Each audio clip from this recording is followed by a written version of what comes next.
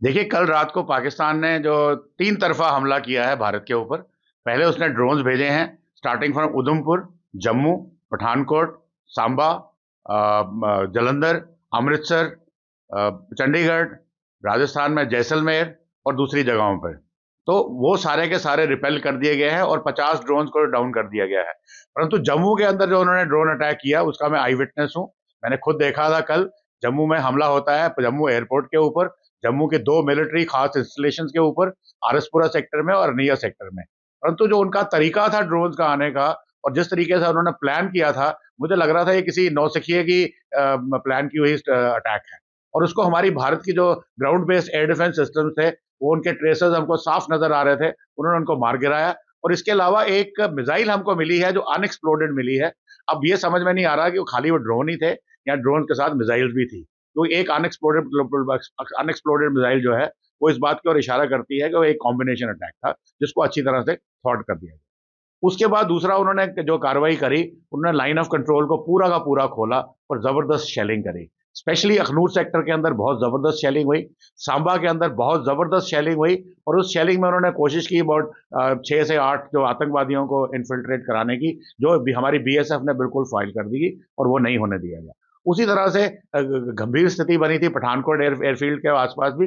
और वहां पे भी अभी आधिकारिक सूत्रों ने हमें कुछ नहीं बताया है, परंतु जो लोग ग्राउंड पे बता रहे हैं वो कह रहे हैं शायद एक F-16 और 2 JF-17 जो है वो मार गिराए गए हैं। और तीसरी तरफ से जो उन्होंने कोशिश करी थी कि सिविलियंस को टारगेट करने की, जो एक नापाक हरकत थी। ये स्टाइल का मामला है, रूपा फ्रंटलाइन।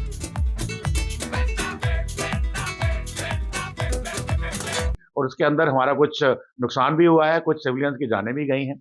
और इसकी रिटेलिएशन में भारत ने ना केवल लाइन ऑफ कंट्रोल के ऊपर हैवी आर्टिलरी के साथ पाकिस्तान को जवाब दिया है और बहुत ज्यादा उनकी कैजुअलिटीज को अंजाम दिया है, उनकी बहुत सारी गन पोजीशंस और उनकी फॉरवर्ड पोस्ट को डिस्ट्रॉय किया है। और उसके अलावा भारत ने जाकर के कराची में नेवल रॉकेट के थ्रू कराची पोर्ट के ऊपर बहुत सारी तबाही मचाई है, नेवल फोर्सेस के थ्रू, कामरा पोर्ट के थ्रू। और पूरा पूरा जो पाकिस्तान का सी स्पेस है नॉर्थ अरेबियन सी में, उसको ब्लॉकेट कर दिया गया है। और उसकी वजह से पाकिस्तान को आर्थिक रूप से बहुत ज्यादा हानि होगी।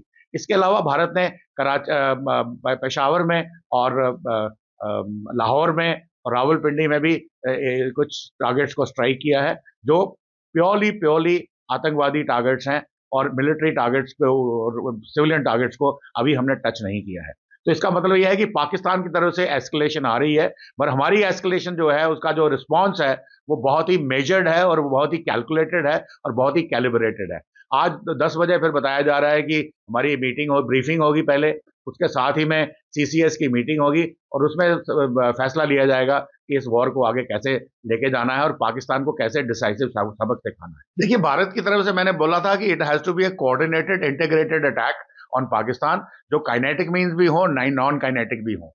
अभी चूंकि पाकिस्तान ने 2 रात को लगातार अटैक किया है और जम्मू में तो कल रात को 2 बार किया है। एक रात को 8 बजे शुरू हुआ था और दूसरा सुबह बताया जा रहा है कि 4 बजे भी, 4 से लेकर आई थिंक 5:30 बजे तक भी अटैक हुआ है और एयर रेड सायरन बजे हैं। और उनके जो जितने भी ड्रोन्स आए हैं वो सारे के सारे निस्ते-नाबूद किए गए हैं।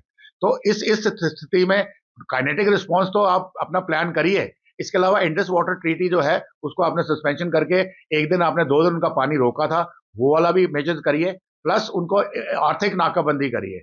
स्टील फ्लेक्सी स्ट्रॉन्ग टीएमटी बार, ये स्ट्रॉन्ग के साथ फ्लेक्सिबल भी है। आपदा मुसीबत कोई भी आए, ये घर को अटूट बनाए। जब टीएमटी फ्लेक्सी स्ट्रॉन्ग, तो घर रहे हमेशा के लिए स्ट्रॉन्ग। जो नेवल ब्लॉकेड है उसको रखिए।